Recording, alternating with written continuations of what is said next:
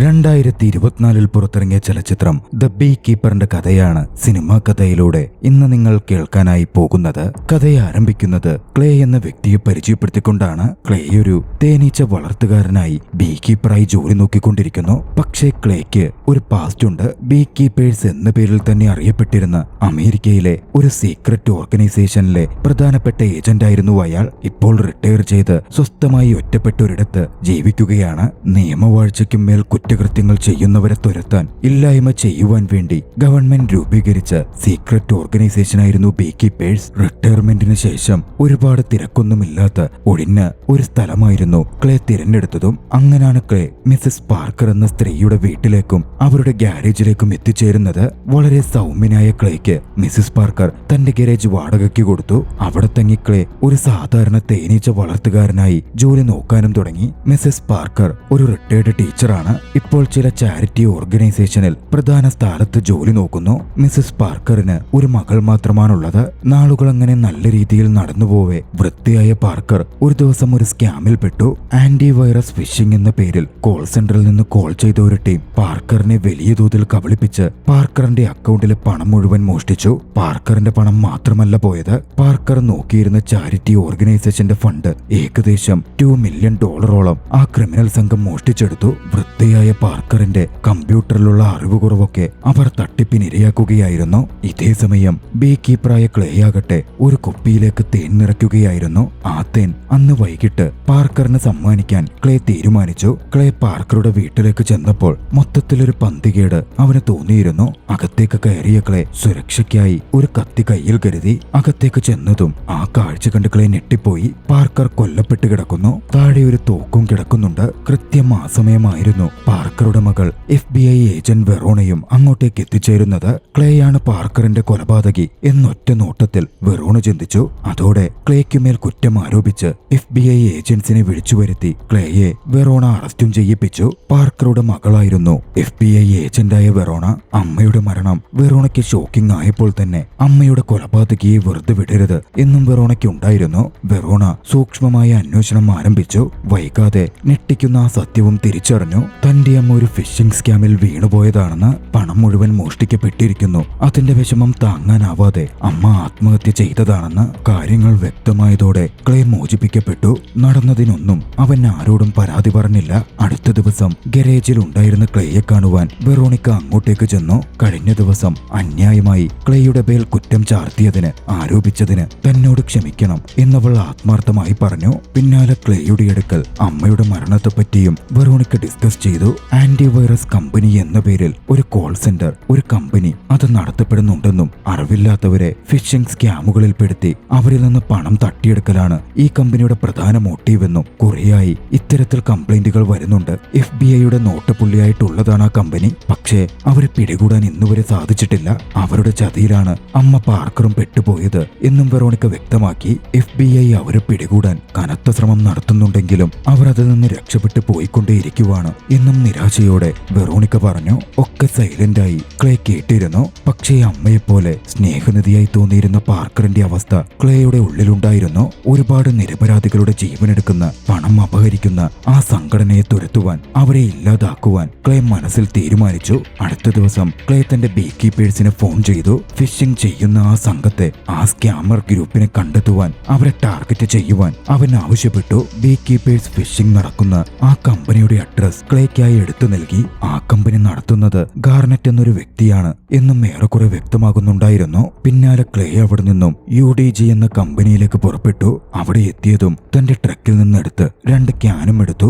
ആ ക്യാനിൽ പെട്രോളിയമായിരുന്നു. ക്യാനുമായി അകത്തേക്ക് കടക്കാൻ പോയ ക്ലേയെ അവിടുത്തെ സെക്യൂരിറ്റി ഗാർഡുകൾ തടയാൻ ശ്രമിച്ചു. അവരെ അടിച്ചിട്ട് ക്ലേ ആ കമ്പനിയുടെ അകത്തേക്ക് കയറി ചെന്നു. അവിടുത്തെ ഒരു എംപ്ലോയിനെ മർദ്ദിച്ച് അവിടെ ഉണ്ടായിരുന്ന മറ്റുള്ളവരെ ഗാർനെറ്റ് ഭയപ്പെടുത്തി. സെക്യൂരിറ്റി ഗാർഡുകളെ അടിച്ചിടുകയും ഒരിക്കലും നിസ്സഹായരായ ഇൻഡിവിജ്വൽസിനെ തട്ടിപ്പുകളിൽ പെടുത്തരുത് എന്ന് പറഞ്ഞുകൊണ്ട് അവിടുത്തെ സിസ്റ്റങ്ങൾ മുഴുവൻ കത്തിക്കാനൊരുങ്ങി. അവിടുത്തെ എംപ്ലോയീസിനോട് പോകുവാനും ഇല്ലെങ്കിൽ അവരെയും ചേർത്ത് കത്തിക്കുമെന്നും പറഞ്ഞു. ഭയന്ന് എംപ്ലോയീസ് മാറി. ക്ലേ അവിടെ മുഴുവൻ പെട്രോൾ ഒഴിക്കാൻ ആരംഭിച്ചു.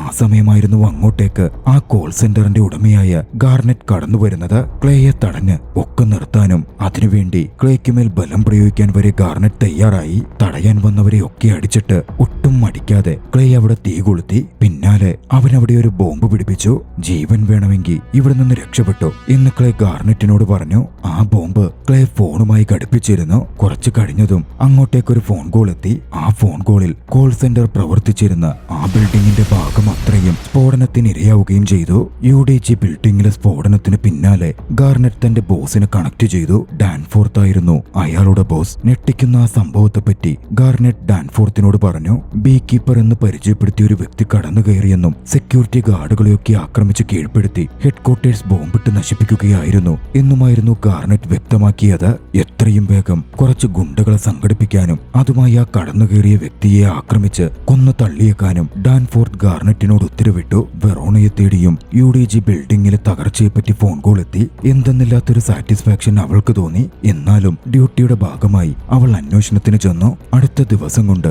ഗാർനെറ്റും സംഘവും ക്ലേയുടെ ഇടം മനസ്സിലാക്കി കഴിഞ്ഞിരുന്നു. അവർ ക്ലേയെ ഫോളോ ചെയ്തു ചെന്നു. അവർ പിന്തുടർന്നു വരുന്നതിനെ പറ്റി ക്ലേക്ക് നല്ല ബോധ്യമുണ്ടായിരുന്നു. ഗാരേജിലേക്ക് എത്തിച്ച ശേഷം ക്ലേ അവരെ ആക്രമിച്ചു. ഗുണ്ടകളെയൊക്കെ കൊലപ്പെടുത്തുകയും ഗാർനെറ്റിന്റെ വിരലുകൾ ക്ലേ മുറിക്കുകയും ചെയ്തു. മനഃപൂർവ്വം ഗാർനെറ്റിനെ ക്ലേ വിടുകയായിരുന്നു. മുകളിലുള്ള ആളുകളെ കണ്ടെത്തണം എന്ന് ക്ലേക്ക് ഉണ്ടായിരുന്നിരിക്കാം. ഒരവസരം കിട്ടിയതും ഗാർനെറ്റ് അവിടെ നിന്ന് രക്ഷപ്പെട്ടു പോന്നു. ക്ലേയാകട്ടെ സാധനങ്ങൾ പാക്ക് ചെയ്ത തന്റെ ബാഗും എടുത്ത് ഗാരേജിൽ നിന്നിറങ്ങി. ശേഷം ഗാരേജിനും തീയിട്ടു. അന്വേഷണത്തിലായിരുന്ന വെറോണിക്ക് പിന്നാലെ ഗാരേജിൽ തീ കത്തുന്നതിനെ പറ്റി ഇൻഫർമേഷൻ വന്നു. വേഗത്തിൽ വെറോണിക്ക അങ്ങോട്ടേക്ക് പാഞ്ഞെത്തി. ഗാരേജ് മുഴുവൻ കത്തി നശിച്ചതായി വെറോണിക്ക മനസ്സിലാക്കി. അന്വേഷണത്തിൽ കുറെ മൃതദേഹങ്ങളും കത്തിക്കരിഞ്ഞ നിലയിൽ വെറോണിക്ക കണ്ടെടുത്തു. ആ കൂട്ടത്തിൽ നിന്നും UDG കമ്പനിയുടെ ഒരു ID കാർഡും വെറോണിക്കക്ക് കിട്ടിയിരുന്നു. അതോടെ ക്ലേയും UDG കമ്പനിയിലെ സംഭവവുമായി എന്തോ ബന്ധമുണ്ട് എന്ന് വെറോണിക്ക കൂട്ടി വായിക്കാൻ ആരംഭിച്ചു. ക്ലേയാണെങ്കിൽ യാതൊരു അറിവുമില്ലാത്ത തരത്തിൽ അവിടെ നിന്ന് പോവുകയും ചെയ്തിരിക്കുന്നു. ഈ സംഭവങ്ങളൊക്കെ നടക്കുമ്പോൾ ക്ലേയുടെ അടുത്ത് നിന്ന് രക്ഷപ്പെട്ട് വണ്ടിയെടുത്തു പോയ ഗാർനെറ്റ് ഒരു പാലത്തിൽ വണ്ടി പാർക്ക് ചെയ്ത് ഡാൻഫോർത്തിനെ കോൾ ചെയ്തു. ക്ലേയെ കൊല്ലാൻ സാധിക്കാതെ പോയതും തന്റെ വിരലുകൾ അറുത്തു മുറിച്ചു മാറ്റപ്പെട്ട കാര്യവുമൊക്കെ ഗാർനെറ്റ് തന്റെ ബോസിനോട് വിശദീകരിച്ചു. അത് കേട്ടതും ഡാൻഫോർത്താക്ക് ഞെട്ടുകയും ദേഷ്യത്തിലാവുകയും ചെയ്തിരുന്നു. ക്ലേ യഥാർത്ഥത്തിൽ ആരാണ് എന്ന് അന്വേഷിക്കുവാൻ ഡാൻഫോർത്ത് ഉത്തരവിട്ടു. അവരുടെ ഫോൺ സംസാരം തുടരുന്നതിനിടയിൽ ക്ലേ അങ്ങോട്ടേക്ക് എത്തിച്ചേർന്നു. പിന്നാലെ ഗാർനെറ്റിനെ പുറത്തിറക്കി ഒരു വണ്ടിയിലേക്ക് ചേർത്ത് കെട്ടി ഗാർനെറ്റിനെ വണ്ടിയടക്കം നദിയിലേക്ക് വീഴിച്ച് ക്ലേ അവനെയും കൊലപ്പെടുത്തി. ആ നടന്ന ശബ്ദവും സംഭവവും അത്രയും തന്റെ ഫോണിലൂടെ ഡാൻഫോർത്ത് കേട്ടിരുന്നു. ക്ലേ വന്ന് ആ ഫോൺ എടുക്കുകയും ഡാൻഫോർത്തിനോട് വൈകാതെ കാര്യങ്ങൾ പൂർണ്ണമായി സെറ്റിൽ ചെയ്യാൻ താൻ നേരിട്ട് വരുന്നുണ്ട് എന്ന് ഭീഷണിയുടെ സ്വരത്തിൽ അറിയിക്കുകയും ചെയ്തു. മറുവശത്ത് വെറോണയും പാർട്ട്ണർ മാറ്റും ചേർന്ന് ക്ലേയെ പറ്റിയുള്ള ഡീറ്റെയിൽസ് ഗവൺമെന്റ് റെക്കോർഡ്സിൽ തിരയുകയായിരുന്നു. പക്ഷേ അന്വേഷിച്ച് പോകുന്നിടത്തൊക്കെയും ഡെഡ് എൻഡുകളായിരുന്നു അവർക്ക് മീറ്റ് ചെയ്യേണ്ടി വന്നത്. ക്ലേ മിക്കവാറും ഏതെങ്കിലും ഗവൺമെന്റ് സീക്രട്ട് ഓപ്പറേഷന്റെ ഭാഗമായി സീക്രട്ട് സംഘടനകളിൽ വല്ലതും ഉണ്ടായിരുന്ന ആളായിരിക്കാം. സ്പെഷ്യൽ ട്രെയിനിംഗ് ഒക്കെ നേടിയിരുന്ന വ്യക്തിയായിരിക്കാം എന്ന് വെറോണിക്ക ഊഹിച്ചെടുത്തു. അതാണ് ക്ലേയെ പറ്റി റെക്കോർഡ്സിലൊന്നും വിശദമായിട്ടില്ലാത്തത് എന്നും അവൾ മനസ്സിലാക്കി. വൈകാതെ ഗാർനെറ്റിന്റെ മൃതദേഹം കണ്ടുകിട്ടിയ വിവരവും വെറോണയെ തേടിയെത്തി. UDGയുടെ ഹൈ റാങ്കിംഗ് ഒഫീഷ്യലായ ഗാർനെറ്റിന്റെ മരണവും നടക്കുന്ന സംഭവങ്ങളോട് അവൾ ചേർത്ത് കെട്ടി. ഡാൻഫോർത്ത് ആകട്ടെ മറുവശത്ത് വാലസ് എന്ന വ്യക്തിയെ മീറ്റ് ചെയ്യുകയായിരുന്നു. വാലസ് ആണ് ഡാൻഫോർത്തിന്റെ കമ്പനികളുടെ സെക്യൂരിറ്റി ചുമതല വഹിക്കുന്നത്. വാലസ് CIA മുൻ ഡയറക്ടർ ആയിരുന്നു. ഡാൻഫോർത്തിന്റെ അമ്മ ജെസിക്കയുടെ റിക്വസ്റ്റ് പ്രകാരമായിരുന്നു വാലസ് സെക്യൂരിറ്റി ഹെഡിന്റെ പദവി ഏറ്റെടുത്തത്. ഡാൻഫോർത്തിന്റെ അമ്മ ജെസിക്ക പുതുതായി തിരഞ്ഞെടുക്കപ്പെട്ട അമേരിക്കയുടെ പ്രസിഡന്റാണ്. തന്റെ മകന്റെ സുരക്ഷ കാര്യമായി പരിഗണിക്കണം എന്ന് ജെസിക്ക വാലസിനെ അറിയിച്ചു. നടന്ന കാര്യങ്ങളൊക്കെ പഠിച്ച് മനസ്സിലാക്കിയ വാലസ് ഉടനടി CIA പുതിയ ഡയറക്ടറുമായി കണക്ട് ചെയ്തു. ജാനറ്റ് എന്നായിരുന്നു അവരുടെ പേര്. ബീ കീപ്പർ ക്ലേയെ പറ്റി വാലസ് ജാനറ്റിനോട് തിരക്കി. ക്ലേ ബീ കീപ്പേഴ്സിൽ നിന്നും റിട്ടയർഡായ വ്യക്തിയാണെന്നും ആവശ്യമില്ലാതെ പ്രശ്നമുണ്ടാക്കുന്ന ഒരാളൊന്നുമല്ല എന്നും ജാനറ്റ് പറഞ്ഞു. പ്രസിഡന്റിന്റെ മകന് ഭീഷണി ആയതുകൊണ്ട് ക്ലേയെ ഇല്ലാതാക്കിയേക്കാൻ വാലസ് ജാനറ്റിന് നിർദ്ദേശം കൊടുത്തു. പിന്നാലെ ജാനറ്റ് ബീ കീപ്പേഴ്സിനെ കോണ്ടാക്ട് ചെയ്തു. ബീ കീപ്പേഴ്സ് മുൻ മെമ്പറായ ആദം ക്ലേയെ കൊലപ്പെടുത്തണം എന്ന് അവർക്ക് തന്നെ ജാനറ്റ് നിർദ്ദേശവും കൊടുത്തു. ആന എന്ന അവിടുത്തെ ഒരു ഏജന്റ് ആയിരുന്നു അതിനുവേണ്ടി അസൈൻ ചെയ്യപ്പെട്ടത്. ഒരു ഗ്യാസ് സ്റ്റേഷനിൽ ക്ലേ ഫ്യൂവൽ നിറച്ചുകൊണ്ടിരിക്കെ അങ്ങോട്ടേക്ക് ആന എത്തി അവനെ ആക്രമിക്കാൻ ശ്രമിച്ചു. അതിൽ നിന്ന് വിദഗ്ധമായി ഒഴിഞ്ഞു മാറിയ ക്ലേ ആനയ്ക്കെതിരെ ഫൈറ്റ് ചെയ്യുകയും ആനയെ കൊലപ്പെടുത്തുകയും ആനയോട് ചേർത്ത് ആ ഗ്യാസ് സ്റ്റേഷൻ തന്നെ സ്ഫോടനത്തിന് ഇരയാക്കുകയും ചെയ്തു. വൈകാതെ ക്ലേയാണ് ആളെന്നുള്ള പൂർണ്ണ വിവരം ലഭിച്ചതും ബീ കീപ്പേഴ്സ് CIA വിവരമറിയിച്ചു. തങ്ങൾ ഈ കാര്യത്തിൽ ന്യൂട്രൽ നിലപാടായിരിക്കും സ്വീകരിക്കുകയെന്നും കൂടുതൽ കാഷ്വാലിറ്റീസ് ഉണ്ടാക്കുവാൻ താല്പര്യമില്ല എന്നുമായിരുന്നു അത്. അതോടെ കാര്യങ്ങൾ നേരിട്ട് ഏറ്റെടുക്കുകയല്ലാതെ വാലസിന് മറ്റു വഴികളുണ്ടായിരുന്നില്ല. വാലസ് കുറച്ച് കൂലിപ്പട്ടാളക്കാരെ സ്പെഷ്യൽ ഓഫീസേഴ്സിനെ തിരഞ്ഞെടുത്തു. ബീ കീപ്പേഴ്സിനെ പറ്റി അവരോട് പറഞ്ഞ വാലസ് ക്ലേ ഇന്നസെന്റ് സിവിലിയൻസിനും മറ്റും ഹാംഫുൾ ആണെന്ന് അവരെ വിശ്വസിപ്പിക്കുകയും ക്ലേ എലിമിനേറ്റ് ചെയ്യപ്പെടേണ്ട വ്യക്തിയാണ് എന്നവരോട് പറയുകയും ചെയ്തു. വെറോണയും മാറ്റും ഗ്യാസ് സ്റ്റേഷനിലെ പ്രശ്നബാധിത ഇടത്തെത്തുകയും അവിടെ തിരിച്ചറിയാൻ പറ്റാത്ത രീതിയിൽ ആനയുടെ ബോഡി കണ്ടെത്തുകയും ചെയ്തു. ആനയും ഏതോ ഗവൺമെന്റ് സീക്രട്ട് ഓർഗനൈസേഷന്റെ ഭാഗമാണ് എന്ന് വെറോണ മനസ്സിലാക്കിയിരുന്നു. പക്ഷേ എന്നിരുന്നാലും ആന എന്തിന് ക്ലേയെ പിന്തുടർന്ന് കൊല്ലാൻ ശ്രമിച്ചു എന്നത് വെറോണയ്ക്ക് മനസ്സിലായതേയില്ല. ഇതേസമയം ആനയെ അറിയാമായിരുന്ന ക്ലേ ആകട്ടെ ആനയുടെ ഇടത്തേക്കായിരുന്നു പോയത്. അവളുടെ വീട്ടിലേക്ക് കടന്നു കയറിയ ക്ലേ ആനയുടെ കമ്പ്യൂട്ടർ പരിശോധിച്ചു. ഗാർനെറ്റിന്റെ ഫോൺ ട്രാക്ക് ചെയ്ത് വിവരങ്ങൾ കണ്ടെത്തുകയായിരുന്നു. ക്ലേയുടെ പദ്ധതി 9 സ്റ്റാർ യുണൈറ്റഡ് എന്ന ബിൽഡിംഗ് അഡ്രസ് ആയിരുന്നു അവന് കൃത്യമായി ലഭിച്ചത്. ഡാൻഫോർത്തിന്റെ ഗ്ലോബലിലുള്ള എല്ലാ സ്കാമിന്റെയും കേന്ദ്രം അതാണ് എന്നതോടെ അവൻ മനസ്സിലാക്കി. 9 സ്റ്റാർ ആക്രമിക്കാൻ അതോടെ ക്ലേ തീരുമാനിച്ചിരുന്നു. വൈകാതെ വെപ്പൺസ് ഒക്കെ എടുത്ത് ക്ലേ അതിനുവേണ്ടി തയ്യാറെടുത്തു. ക്ലേ അടുത്തത് ആക്രമിക്കാൻ പോകുന്നത് 9 സ്റ്റാർ എന്നറിയപ്പെടുന്ന 9 പോയിന്റ് ബിൽഡിംഗ് ആണ് എന്ന് വാലസിനും മറ്റുള്ളവർക്കും ഉറപ്പുണ്ടായിരുന്നു. അതുകൊണ്ട് തന്നെ വാലസ് ആ ബിൽഡിംഗിന് താൻ റിക്രൂട്ട് ചെയ്ത സ്പെഷ്യൽ ഫോഴ്സിന്റെ സുരക്ഷയൊരുക്കി. ക്ലേ അങ്ങോട്ടേക്ക് എത്തും എന്ന വിവരം FBI-ക്കും കൈമാറിയതുകൊണ്ട് FBI സ്വാട്ട് ടീമും ബിൽഡിംഗ് പ്രൊട്ടക്ട് ചെയ്യുവാൻ അങ്ങോട്ടേക്ക് എത്തി. വാലസും സംഘവും വർക്ക് തുടരുവാൻ എംപ്ലോയീസിനെ അനുവദിക്കുകയും ചെയ്തു. ആ NSU കമ്പനിയും ഫിഷിംഗ് സ്കാമുകൾ തന്നെയായിരുന്നു ചെയ്തിരുന്നത്. വൈകാതെ ക്ലേ അങ്ങോട്ടേക്ക് എത്തിച്ചേർന്നു. വിദഗ്ധമായി അവർക്കിടയിലേക്ക് കയറി ചെന്ന ക്ലേ അറ്റാക്ക് ആരംഭിക്കുകയും സ്വാട്ട് ടീമിനെ നിലംപരിശാക്കിയ ശേഷം ഒരാളെ ബന്ദിയാക്കി ബിൽഡിങ്ങിനകത്തേക്ക് കയറുകയും ചെയ്തു. അകത്തെത്തിയതും ബുദ്ധിപൂർവം ക്ലേ അവിടുത്തെ എംപ്ലോയീസിന്റെ കൂട്ടത്തിൽ അവരിൽ ഒരാളെ പോലെ ബിഹേവ് ചെയ്തു. പക്ഷേ അവിടെ ഉണ്ടായിരുന്ന സ്പെഷ്യൽ ഫോഴ്സസിലെ ഒരു മെമ്പർ ക്ലേയെ ഐഡന്റിഫൈ ചെയ്തിരുന്നു. അതോടെ അറ്റാക്കും തുടങ്ങി. ക്ലേ വിദഗ്ധമായി അറ്റാക്കിൽ നിന്നും ഒഴിഞ്ഞു മാറി. ശേഷം ഓരോരുത്തരെയായി ബുദ്ധിപൂർവം വകവരുത്താനും ആരംഭിച്ചു.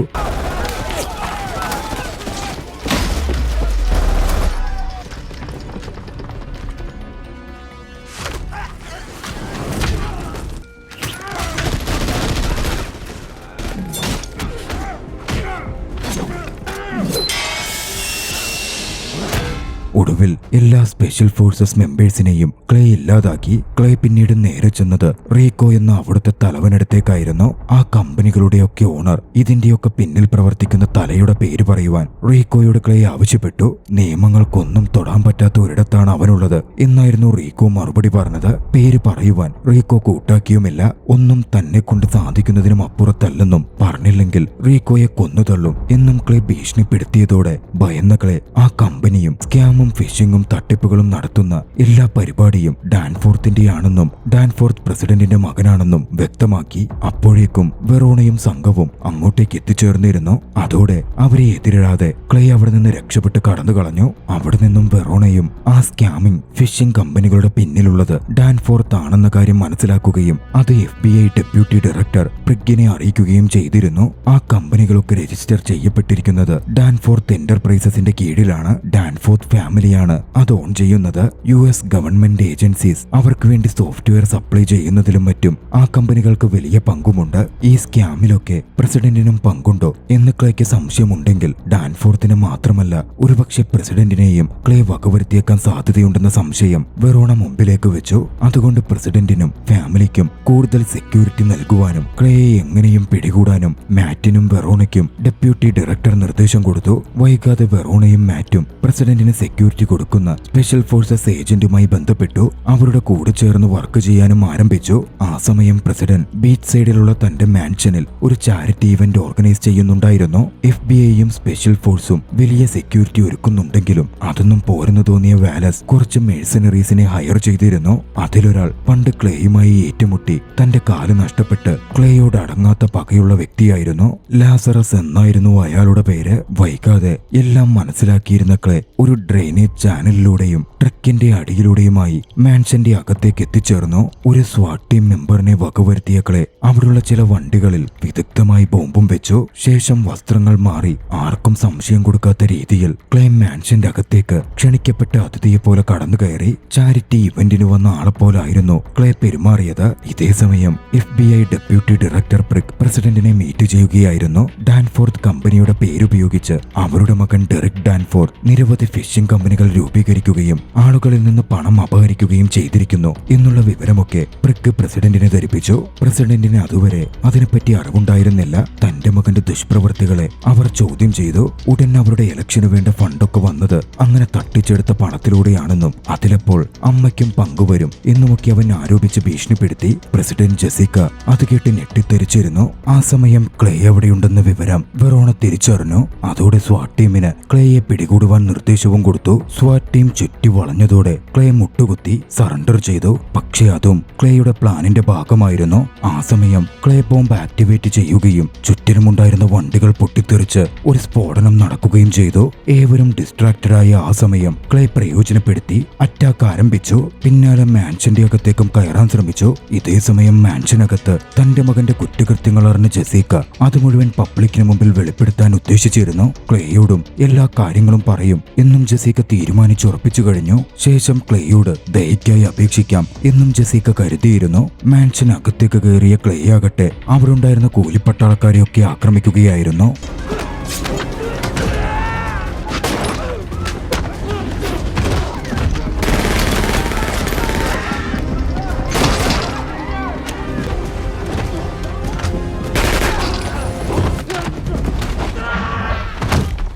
ഒടുവിൽ പ്രസിഡന്റിന്റെ ഓഫീസിലേക്കുള്ള ഹോൾവേയിൽ ക്ലേ എത്തിച്ചേർന്നു. വാലസ് കൊണ്ടുവന്ന മേഴ്സണറീസ് ക്ലേയെ ആക്രമിക്കാനെത്തി. ലാസറസുമായി ശക്തമായ ഫൈറ്റ് തന്നെ നടന്നു.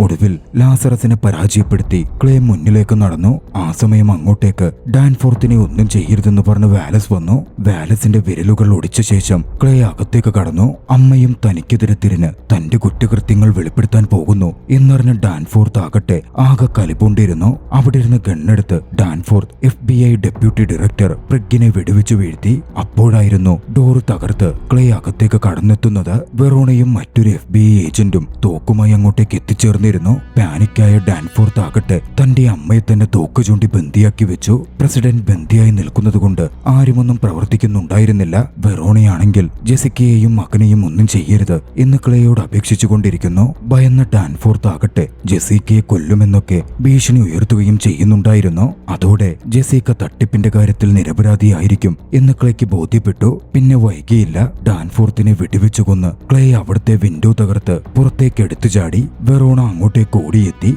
വെറോണയ്ക്ക് ക്ലേയെ സുഗമമായി വെടിവെച്ചിടാമായിരുന്നു. പക്ഷെ അവൾ വെടിയുതിർത്തില്ല. നീതി വെച്ച് നോക്കുമ്പോൾ തന്റെ അമ്മയ്ക്കും അതുപോലുള്ള മറ്റു പലർക്കും വേണ്ടി ക്ലേ ചെയ്തതാണ് ശരിയെന്ന് അവൾക്കും തോന്നിയിരുന്നു. മാത്രമല്ല പ്രസിഡന്റിനെ അവനൊന്നും ചെയ്തിട്ടുമില്ല. പുറത്തേക്ക് ചാടിയെത്തിയ ക്ലേ അവിടെ ഒളിപ്പിച്ചിരുന്ന സ്ക്യൂബ ഗിയർ എടുത്തു ധരിച്ച് കടലിലൂടെ അവിടെ നിന്നും രക്ഷപ്പെട്ടു. ആ ദൃശ്യത്തോടെ ചലച്ചിത്രം അവസാനിക്കുകയാണ്. നിങ്ങൾക്ക് ഈ ആക്ഷൻ ചലച്ചിത്രം ഇഷ്ടമായെങ്കിൽ വീഡിയോ ലൈക്ക് ചെയ്യുക. ആമസോൺ പ്രൈമിൽ മുഴുനീള ചലച്ചിത്രം കാണാവുന്നതാണ്. അഭിപ്രായങ്ങളും നിർദ്ദേശങ്ങളും കമന്റുകളിൽ രേഖപ്പെടുത്തുക. കഴിയുമെങ്കിൽ ചാനൽ സബ്സ്ക്രൈബ് ചെയ്തും കൂട്ടുകാർക്ക് ഷെയർ ചെയ്തു കൊടുത്തും ഞങ്ങളെ സപ്പോർട്ട് ചെയ്യുക. അടുത്ത എപ്പിസോഡിൽ മറ്റൊരു മികച്ച ചലച്ചിത്രവുമായി നമുക്ക് കണ്ടുമുട്ടാം. അതുവരെ ബൈ.